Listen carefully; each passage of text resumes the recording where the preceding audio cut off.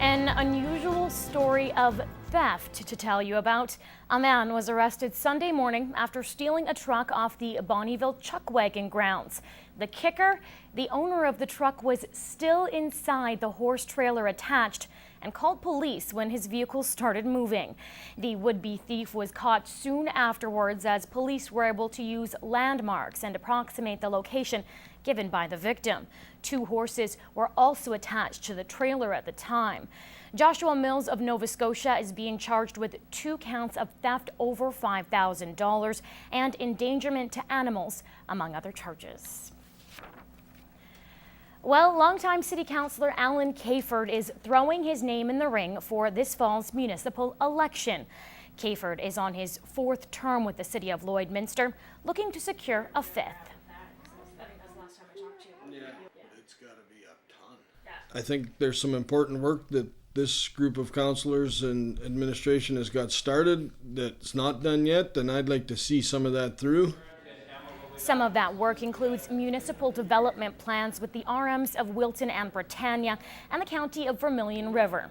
Cayford says the relationship between the city, local regions, and the provincial government is important. And though it is developing, there's still lots of work to be done. The veteran councillor is taking a bit of a different approach to campaigning this year, using social media to get his name in the mix. I think the days of hammering up your sign on the street corner might be gone, and that's going to create enough of a challenge for me probably. The electronic wizardry and I don't exactly see eye to eye, but we'll get to work on it. Cayford is looking forward to the challenge again, hoping his experience and track record can nab him a seat. Synergy Credit Union consultant Victoria McLean has also stepped forward, vying for a spot on council. Voters hit the polls for the municipal election October 24th. On tonight's edition of Retrospect, this week from the archives, Brian Hardy takes a look at the Western Premiers Conference in the border city and proponents of hemp as an alternative crop.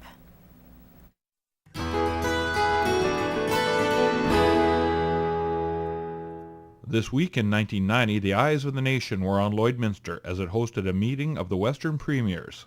The New Realities Western Premiers Conference was officially kicked off this morning by one of the co-hosts and the Premier who initially called for the conference. That it's time that somebody really spoke up for Western Canada, identified our aspirations and represented them, and spoke with one voice wherever possible, as strongly as possible, with firm convictions, and lead the nation. This is a time for responsible and active leadership in Canada. It's a time for consensus building. It's a time for fair treatment for all regions. The people of Western Canada now look to us to respond to their priorities and to propose ways in which those priorities can be achieved as quickly and as effectively as possible. A meeting such as this, to discuss the new Canadian realities as you have defined it, Mr. Premier, is an excellent starting place in our search for understanding. Kevin Wilson, Broadcast Center News, covering the Western Premiers Conference. Paul Ulfston farms near Grand Centre. In July 1994, we reported on the pros and cons of growing hemp. 1 acre of hemp will grow the same amount of paper in 3 months or one season as it takes 4 acres of trees, 25 years.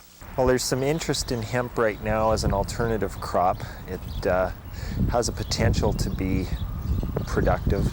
Anything grown with THC would result in a person possibly being charged with cultivation.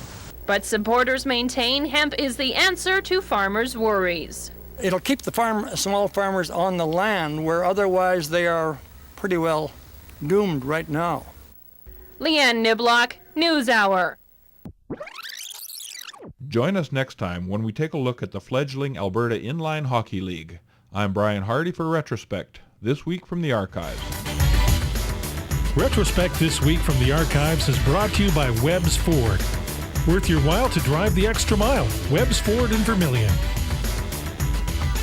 Dialysis care could be getting that much harder to find in Lac La Biche. We'll tell you why just after this break.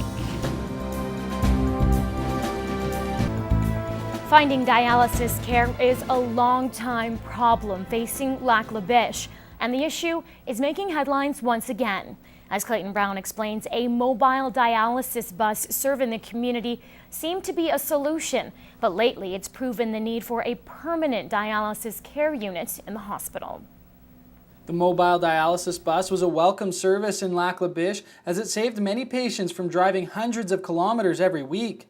But the unit hasn't been available for a couple of months. The current status is there's no staff available to operate the dialysis unit, and residents have to travel to either St. Paul or Edmonton to get their dialysis services. They have to go there 3 times a week. The unit is expected to be back in service by August, but Saskey believes its unreliability makes the bus an unrealistic answer. We think that's a very temporary solution to even get the dialysis bus back, where I'd be happy to see it come back. But at the same time, the long-term solution is to have the dialysis units in the hospital and have local hospital nurses perform those dialysis services. Residents have been fighting for permanent units in Lac La Biche for a few years, and Saskey says he'll be lobbying the government hard.